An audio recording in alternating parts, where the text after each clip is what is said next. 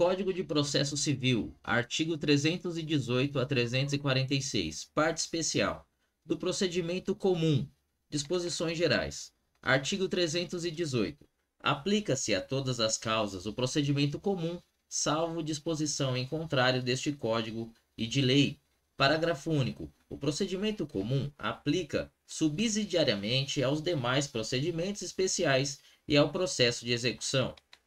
Capítulo 2. Da petição inicial.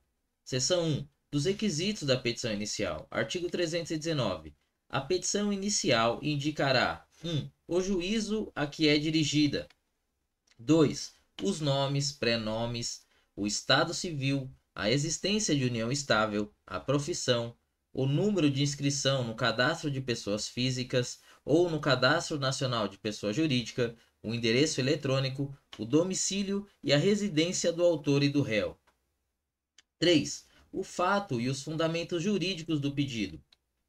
4. O pedido com as suas especificações. 5. O valor da causa. 6. As provas com que o autor pretende demonstrar a verdade dos fatos alegados. 7. A opção do autor pela realização ou não de audiência de conciliação ou de mediação.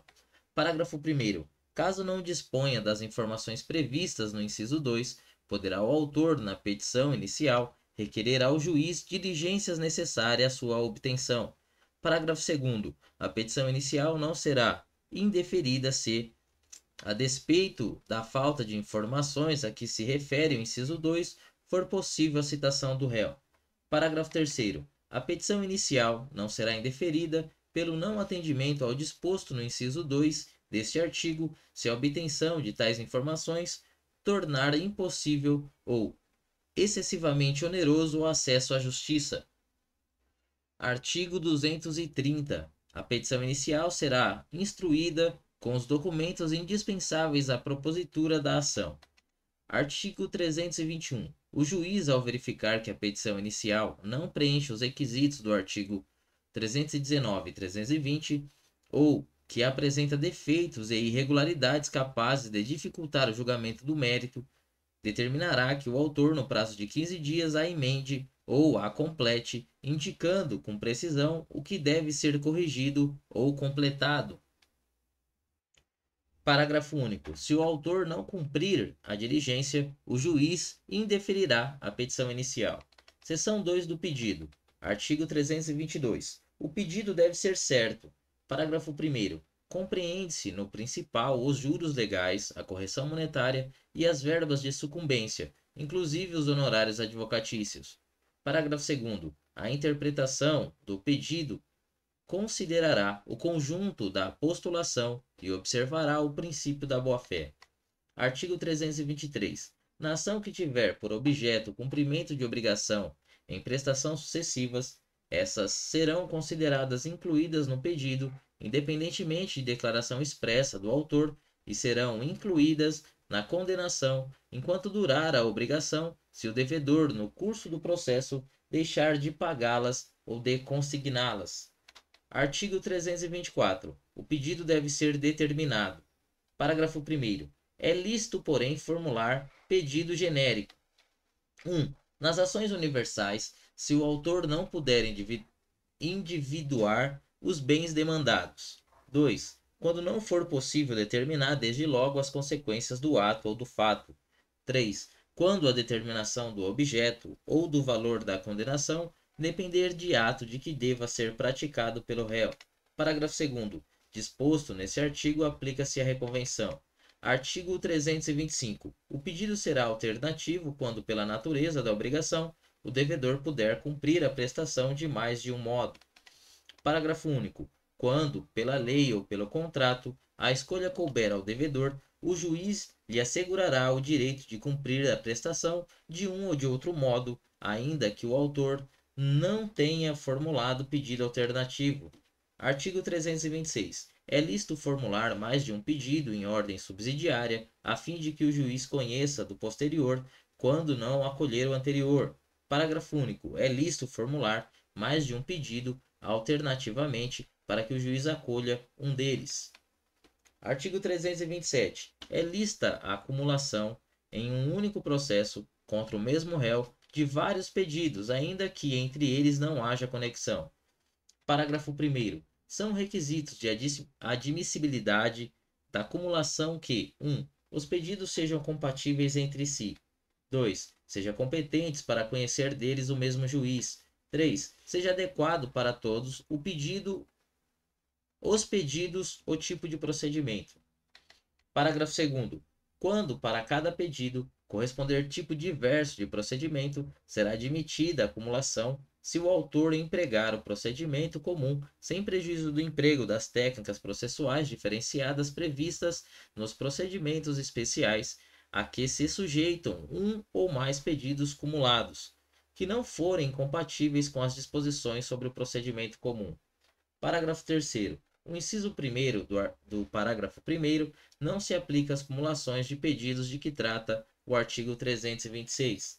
Artigo 328. Na obrigação indivisível com pluralidade de credores, aquele que não participou do processo receberá sua parte, deduzidas as despesas na proporção de seu crédito. Artigo 329. O autor poderá 1. Até a citação, aditar ou alterar o pedido ou a causa de pedir, independentemente de consentimento do réu. 2. Até o saneamento do processo, aditar ou alterar o pedido e a causa de pedir, com o consentimento do réu, assegurado o contraditório mediante a possibilidade de manifestação deste, no prazo mínimo de 15 dias, facultado o requerimento de prova suplementar. Parágrafo único. Aplica-se o disposto neste artigo à reconvenção e à respectiva causa de pedir. Seção 3. Do indeferimento da petição inicial. Artigo 330. A petição inicial será indeferida quando for inepta. 2. A parte for manifestamente ilegítima. 3. O autor carecer de interesse processual.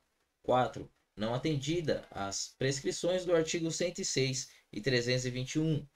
Parágrafo 1º. Considera-se inepta a petição inicial quando 1. Lhe faltar pedido ou causa de pedir. 2. O pedido for indeterminado, ressalvadas as hipóteses legais em que se permite o pedido genérico. 3. Da narração dos fatos não decorrer logicamente a conclusão. 4. Contiver pedidos incompatíveis entre si. Parágrafo 2º. Nas ações que tenham por objeto a revisão de obrigação decorrente de empréstimo, de financiamento ou de alienação de bens, o autor será de, sob pena de inépcia, discriminar na petição inicial, dentre as obrigações contratuais, aquelas que pretende controverter, além de qualificar o valor incontroverso do débito. Parágrafo 3º. Na hipótese do parágrafo 2º, o valor incontroverso deverá continuar a ser pago no tempo e modo contratados. Artigo 331. Indeferida a petição inicial, o autor poderá apelar, facultado ao juiz no prazo de 5 dias retratar-se. Parágrafo 1º. Se não houver retratação, o juiz mandará citar o réu para responder ao recurso. Parágrafo 2º. Sendo a sentença reformada pelo tribunal, o prazo para contestação começará a correr da intimação do retorno dos autos, observado o disposto no artigo 334. Parágrafo 3º. Não interposta a apelação, o réu será intimado do trânsito em julgado da sentença. Capítulo 3. Da improcedência liminar do pedido. Artigo 332. Nas causas que dispensam a fase instrutória, o juiz, independentemente da citação do réu, julgará liminarmente improcedente o pedido que contrariar 1. Enunciado de súmula do Supremo Tribunal Federal ou do Superior Tribunal de Justiça. 2. Acórdão proferido pelo Supremo Tribunal Federal ou pelo Superior Tribunal de Justiça em julgamento de recursos repetitivos. 3. Entendimento firmado em incidente de resolução de demandas repetitivas ou de assunção de competência. 4. Enunciado de súmula de Tribunal de Justiça sobre direito local. Parágrafo 1º. O juiz também poderá julgar liminarmente improcedente o pedido se verificar desde logo a ocorrência de decadência ou de prescrição. Parágrafo 2º. Não interposta a apelação, o réu será intimado do trânsito em julgado da sentença nos termos do artigo 241. Parágrafo 3º. Interposta a apelação, o juiz poderá retratar-se em 5 dias. Parágrafo 4º. Se não houver retratação, o juiz determinará o prosseguimento do processo com a citação do réu e se não houver retratação, determinará a citação do réu para apresentar contrarrazões no prazo de 15 dias. Da audiência de conciliação ou de mediação. Artigo 334. Se a petição inicial preencher os requisitos essenciais e não for o caso de improcedência liminar do pedido, o juiz designará a audiência de conciliação ou de mediação com antecedência mínima de 30 dias, devendo ser citado o réu com pelo menos 20 dias de antecedência. Parágrafo 2º. O conciliador ou mediador, onde houver, atuará necessariamente na audiência de conciliação ou de mediação, observando o disposto nesse Código, bem como as disposições da Lei de Organização Judiciária. Parágrafo 2º. Poderá haver mais de uma sessão destinada à conciliação e à mediação, não podendo exceder 2 meses da data da realização da primeira sessão, desde que necessária a composição das partes. Parágrafo 3º. A intimação do autor para a audiência será feita na pessoa de seu advogado. Parágrafo 4º. A audiência não será realizada. 1. Se ambas as partes manifestarem expressamente desinteresse na composição consensual. 2. Quando não se admitir a autocomposição. Parágrafo 5º. O autor deverá indicar, na petição inicial, seu desinteresse na autocomposição e o réu deverá fazê-lo por petição apresentada com 10 dias de antecedência contados da data da audiência. Parágrafo 6º. Havendo litisconsórcio, o desinteresse na realização da audiência deve ser manifestado por todos os litisconsortes. Parágrafo 7º. A audiência de conciliação ou de mediação pode realizar-se por meio eletrônico nos termos da lei. Parágrafo 8º. O não comparecimento injustificado do autor ou do réu à audiência de conciliação é considerado ato atentatório à dignidade da justiça e será sancionado com multa de até 2% da vantagem econômica pretendida ou do valor da causa, revertida em favor da União ou do Estado. Parágrafo 9º. As partes devem estar acompanhadas por seus advogados ou defensores públicos. Parágrafo 10. A parte poderá constituir representante por meio de procuração específica com poderes para negociar e transigir. Parágrafo 11. A autocomposição obtida será reduzida a termo e homologada por sentença. Parágrafo 12. A pauta das audiências de conciliação e de mediação será organizada de modo a respeitar o intervalo mínimo de 20 minutos entre o início de uma e o início da seguinte. Da contestação. Artigo 335. O réu poderá oferecer contestação por petição no prazo de 15 dias, cujo termo inicial será a data 1. Da audiência de conciliação ou de mediação, ou da última sessão de conciliação, quando qualquer parte não comparecer, ou, comparecendo, não houver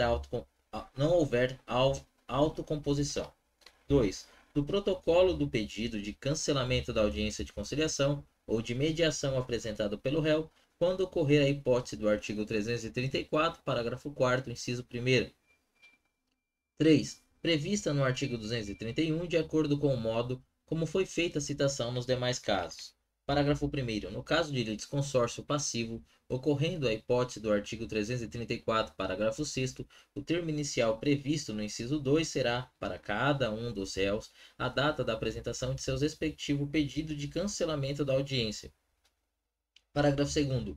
Quando ocorrer a hipótese do artigo 334, parágrafo 4º, inciso 2, havendo litisconsórcio passivo e o autor desistir da ação em relação ao réu ainda não citado, o prazo para resposta correrá da data de intimação da decisão que homologar a desistência. Artigo 336. Incumbe ao réu alegar na contestação toda a matéria de defesa, expondo as razões de fato e de direito com que impugna o pedido do autor e especificando as provas que pretende produzir. Artigo 337. Incumbe ao réu, antes de discutir o mérito, alegar 1. Inexistência ou nulidade da citação. 2. Incompetência absoluta e relativa. 3. Incorreção do valor da causa. 4. Inépcia da petição inicial. 5. Perempção. 6. Litispendência. 7. Coisa julgada. 8. Conexão. 9. Incapacidade da parte, defeito de representação ou falta de autorização. 10. Convenção de arbitragem. 11. Ausência de legitimidade ou de interesse processual. 12. Falta de caução ou de outra prestação que a lei exige como preliminar. 13. Indevida concessão do benefício de gratuidade da justiça. Parágrafo 1º. verifica-se a litispendência ou a coisa julgada quando se reproduz a ação anteriormente ajuizada. Parágrafo 2º. Uma ação é idêntica a outra quando possui as mesmas partes, a mesma causa de pedir e o mesmo pedido. Parágrafo 3º. Há litispendência quando se repete a ação que está em curso. Parágrafo 4º. Há coisa julgada quando se repete a ação que já foi decidida por decisão transitada em julgado. Parágrafo 5º. Excetuadas a convenção de arbitragem e a incompetência relativa, o juiz conhecerá de ofício das matérias enumeradas neste artigo. Parágrafo 6º. A ausência de alegações da existência de convenção de arbitragem na forma prevista neste capítulo implica a aceitação da jurisdição estatal e renúncia ao juízo arbitral. Artigo 338. Alegando o réu na contestação ser parte legítima ou não ser responsável pelo prejuízo invocado, o juiz facultará ao autor, em 15 dias, a alteração da petição inicial para a substituição do réu. Parágrafo único. Realizada a substituição, o autor reembolsará as despesas e pagará aos honorários ao procurador do réu excluído, que serão fixados entre 3% e 5% do valor da causa, ou, sendo este irrisório, nos termos do artigo 85, parágrafo 8º. Artigo 339. Quando alegada sua ilegitimidade, incumbe ao réu indicar o sujeito passivo da relação jurídica discutida, sempre que tiver conhecimento, sob pena de arcar com as despesas processuais e de indenizar o autor pelos prejuízos decorrentes da falta de indicação. Parágrafo 1º. O autor, ao aceitar a indicação, procederá no prazo de 15 dias à alteração da petição inicial para a substituição do réu, observando-se ainda o parágrafo único do artigo 338. Parágrafo 2º. No prazo de 15 dias, o autor pode optar por alterar petição inicial para incluir como litisconsorte passivo o sujeito indicado pelo réu. Artigo 340. Havendo alegação de incompetência relativa ou absoluta, a contestação poderá ser protocolada no foro de domicílio do réu, fato que será imediatamente comunicado ao juiz da causa, preferencialmente por meio eletrônico. Parágrafo 1º. A contestação será submetida à livre distribuição ou, se o réu houver sido citado por meio de carta precatória, juntada aos autos dessa carta, seguindo-se a sua imediata remessa para o juízo da causa. Parágrafo 2º. Reconhecida a competência do foro indicado pelo réu, o juiz para o qual for distribuída a contestação ou a carta precatória será considerado prevento.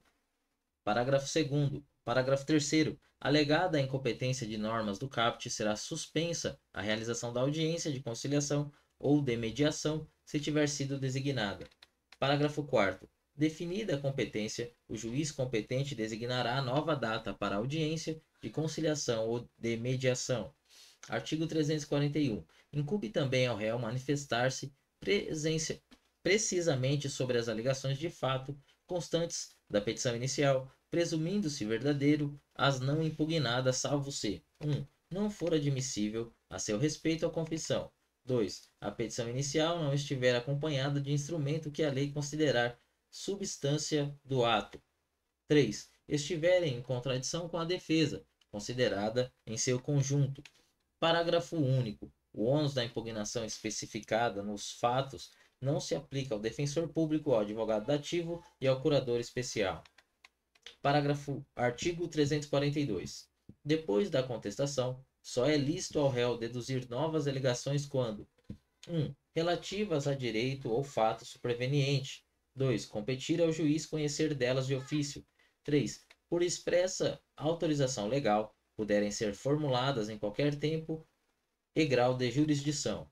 Capítulo 7 da Reconvenção. Artigo 343.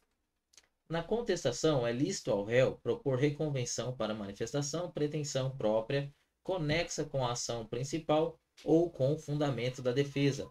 Parágrafo 1º. Proposta a reconvenção, o autor será intimado, na pessoa de seu advogado, para apresentar resposta no prazo de 15 dias. Parágrafo 2º. A desistência da ação ou a ocorrência de causa extintiva que impeça o exame de seu mérito não obsta ao prosseguimento do processo quanto à reconvenção. Parágrafo 3º. A reconvenção pode ser proposta contra o autor e terceiro. Parágrafo 4º. A reconvenção pode ser proposta pelo réu em litisconsórcio com terceiro. Parágrafo 5º. Se o autor for substituto processual, o reconvinte deverá afirmar ser titular de direito em face do substituído e a reconvenção deverá ser proposta em face do autor, também na qualidade de substituto processual. Parágrafo 6º. O réu pode propor reconvenção independentemente de oferecer contestação. Da revelia. Artigo 344. Se o réu não contestar a ação, será considerado revel e presumir-se-ão verdadeiras as alegações de fato formuladas pelo autor. Artigo 345. A revelia não produz o efeito mencionado no artigo 344 se 1. Havendo pluralidade de réus, algum deles contestar a ação. 2. O litígio versar sobre direitos indisponíveis. 3. A petição inicial não estiver acompanhada de instrumento que a lei considere indispensável à prova do ato. 4. As alegações de fato formuladas pelo autor forem inverossímeis ou estiverem em contradição com a prova constante dos autos. Artigo 346. Os prazos contra o revel que não tenha patrono nos autos fluirão da data de publicação do ato decisório no órgão oficial. Parágrafo único. O revel poderá intervir no processo em qualquer fase, recebendo no estado em que se encontrar.